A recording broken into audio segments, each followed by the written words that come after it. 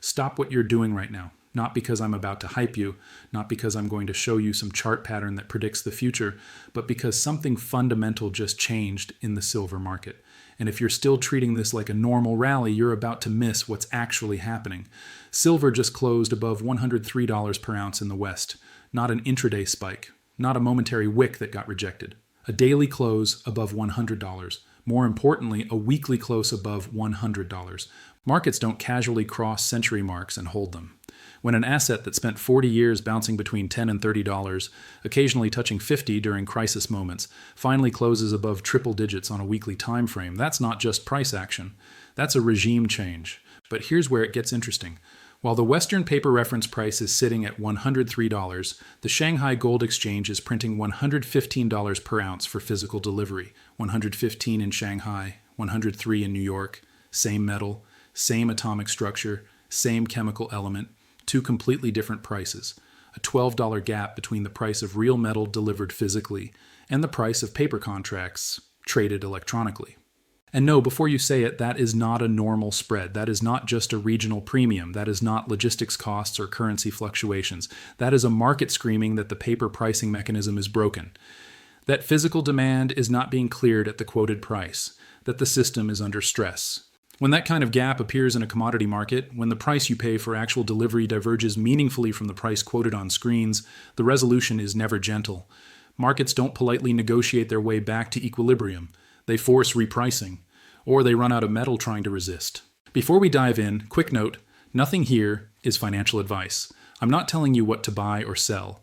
I'm showing you what's happening, how the mechanics work, and what historically happens when physical and paper detach this far. If you want real-time breakdowns like this, the stuff mainstream coverage won't touch, subscribe and turn on notifications. So today I'm going to walk you through exactly why this move is not over. Not speculation, not hopium. 12 structural reasons based on market mechanics, supply and demand fundamentals, and observable behavior from the biggest players in the physical market. By the end of this breakdown, you'll understand why the $103 close matters, and more importantly, why the $115 Shanghai price is the real signal that professionals are watching. Let's start with what just happened, because the sequence of events over the last 72 hours tells you everything about where this market is headed. 3 days ago, silver was trading at $97. The narrative from mainstream financial media was that silver had run too far too fast, that it was overbought, that profit-taking would push it back to 85 or lower. The technical analysts were drawing resistance lines, the bears were calling for a correction, the paper traders were positioning for a pullback.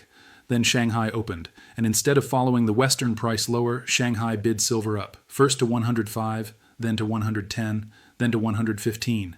Physical buyers in the world's largest manufacturing economy were paying premiums that made the Western quote look irrelevant, and that premium stayed. It didn't close, it didn't compress through arbitrage, it persisted. While Shanghai was printing 115, COMEX futures were struggling to hold 100. The gap was $12.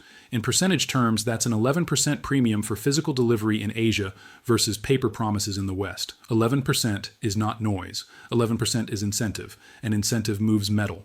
When arbitrage opportunities exist, when you can theoretically buy at 103 and sell at 115, traders should jump in. They should crush that gap by buying cheap in New York and selling expensive in Shanghai. But that's not happening. The gap is staying wide, which tells you one of two things. Either the metal isn't actually available at 103 for physical delivery, or the logistics and counterparty risks of moving metal from west to east are so high that an 11% profit margin isn't enough to compensate. Both of those explanations are bullish. Both of those explanations confirm that the paper market is losing control of price discovery, because in a normal market, in a market with deep liquidity and freely available physical supply, arbitrage closes gaps quickly. The fact that this gap is persisting tells you the market is not normal anymore. So let's break down the structural reasons why this is not a temporary anomaly.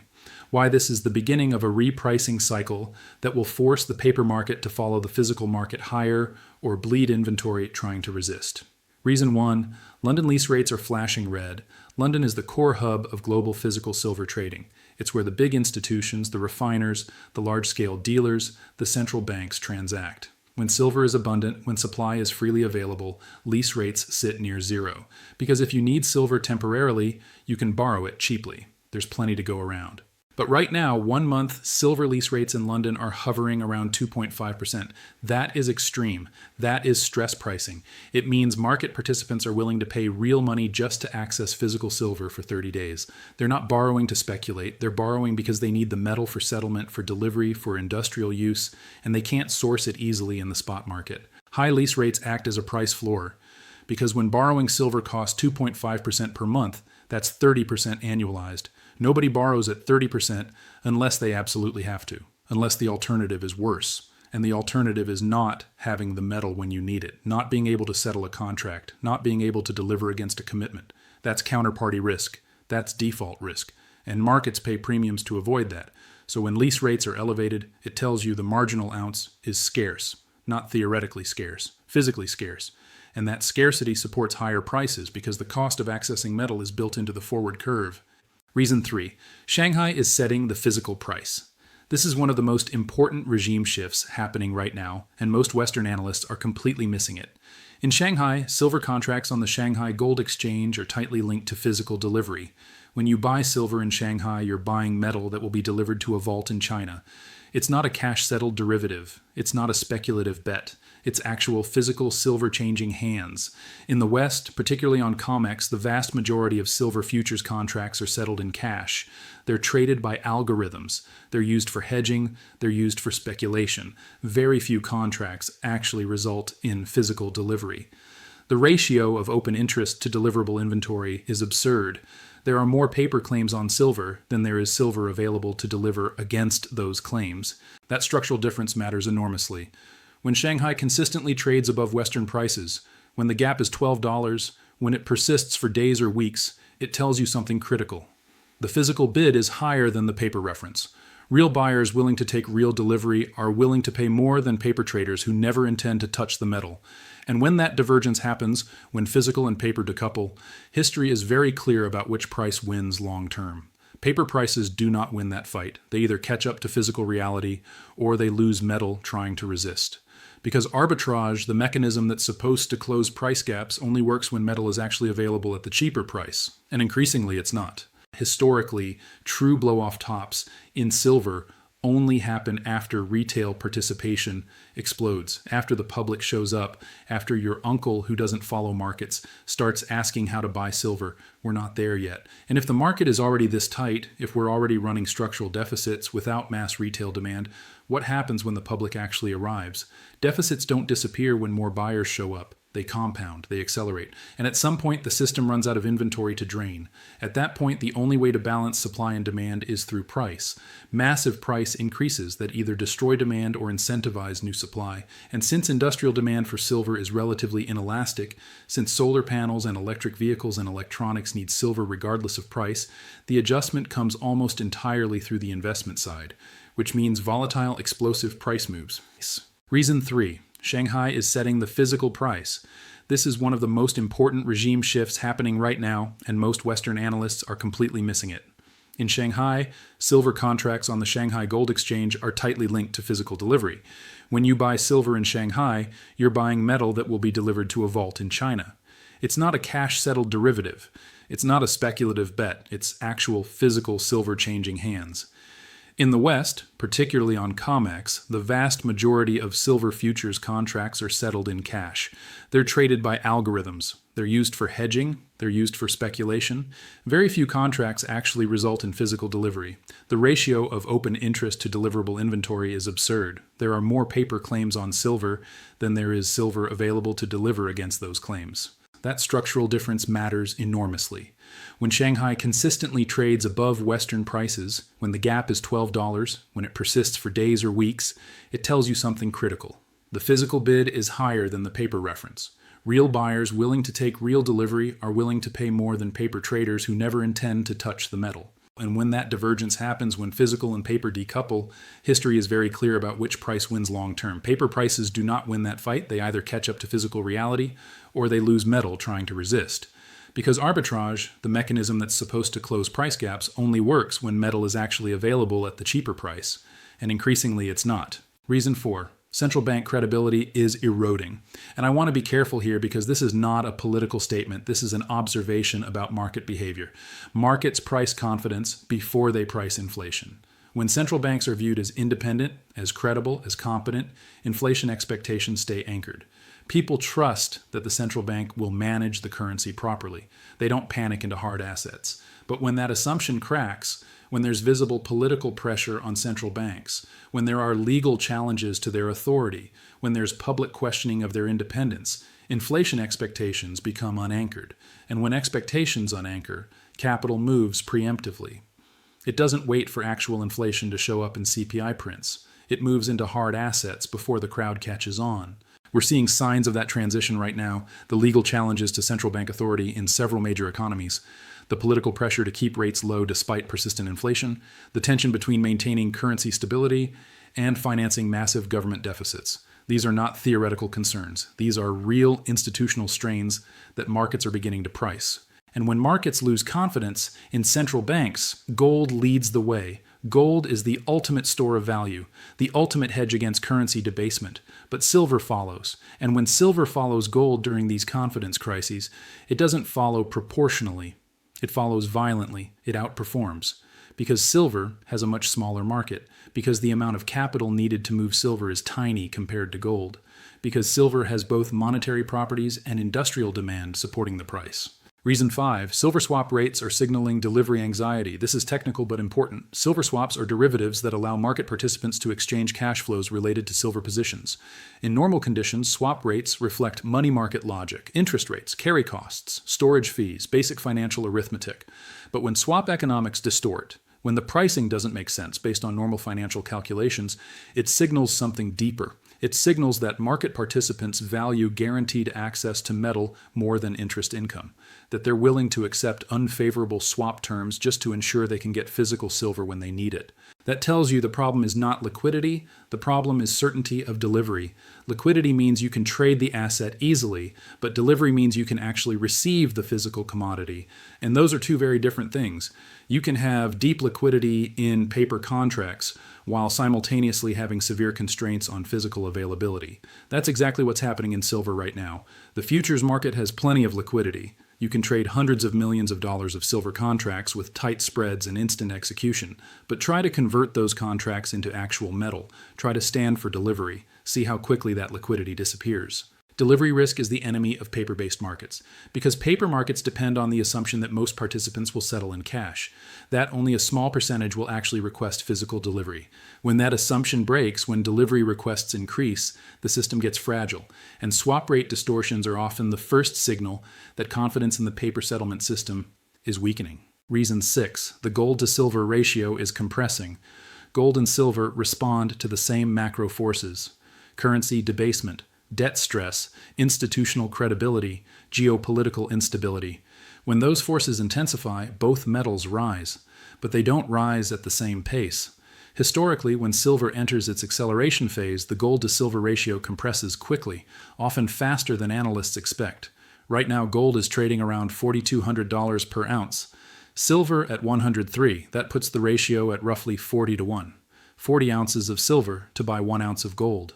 Historically, that ratio has averaged closer to 60 to 1 over the long term. But during periods of monetary stress, during periods when silver catches a bid from both monetary demand and industrial demand, the ratio can compress to 30 to 1, 20 to 1, even 15 to 1. If the ratio compresses to 30 to 1 and gold holds at 4,200, silver goes to 140. If the ratio compresses to 20 to 1, silver goes to 210. That's not speculation. That's arithmetic. And while I'm not predicting specific ratio targets, I am pointing out that even modest ratio normalization from current levels implies meaningfully higher silver prices. The ratio compression happens because silver is more volatile, because silver has a smaller market cap, because the same amount of capital moving into silver creates larger percentage moves than the same capital moving into gold. When momentum builds, when physical demand tightens, when the narrative shifts from silver is just a metal to silver is a monetary asset in shortage, the ratio compresses fast, and that compression pulls silver higher even if gold just holds steady. Reason 7, global debt makes metals non-optional. The world is not going to resolve its debt crisis through repayment. Governments are not going to suddenly balance their budgets and pay down trillions in accumulated debt. No, that's not happening. The resolution will come through financial repression, keeping interest rates below inflation, quietly transferring wealth from savers to debtors, eroding the real value of debt through currency debasement. When that happens, when savers realize their cash is losing purchasing power, capital seeks protection. And the ultimate protection is assets that cannot be printed, assets with physical scarcity, assets that governments cannot create with keystrokes. Gold and silver fit that description perfectly. Now here's the asymmetry. The total market capitalization of all the silver in the world, all the above-ground silver available for investment, is tiny compared to global debt markets. We're talking hundreds of billions versus hundreds of trillions. You don't need mass adoption of silver. You don't need everyone to move into silver. You only need small reallocations. 1% of global debt capital moving into silver would overwhelm the market. It would create price moves that look parabolic because there's simply not enough physical silver to absorb that kind of demand at current prices. That's how blow-off tops start. Not through mass adoption, through small reallocations by large pools of capital that suddenly decide they need hard asset exposure. And in a world drowning in debt, those reallocations become more likely, not less. Reason 8. Gold will continue pulling silver higher. Silver doesn't lead monetary cycles. Gold does. Gold is the first mover, the bellwether, the asset that central banks buy, the asset that sovereigns accumulate, the asset that institutions treat as the primary monetary hedge. And gold remains structurally bid right now. Central banks globally have been net buyers for 3 straight years. Sovereign wealth funds are increasing their gold allocations. Eastern nations are diversifying away from dollar reserves into gold. As long as gold holds its uptrend, as long as gold continues making new highs, silver remains leveraged to that strength because silver trades with gold directionally but with higher volatility. Silver is the call option on gold. When gold moves, silver moves more. And once silver holds above 100 weekly, once that psychological barrier is broken and defended, the narrative changes.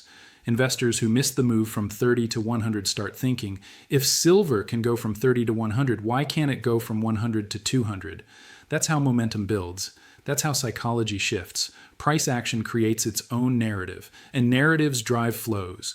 Flows drive prices. It's a feedback loop. And once that feedback loop starts in silver, once it goes from interesting trade to can't miss opportunity in the minds of retail investors, the acceleration phase begins.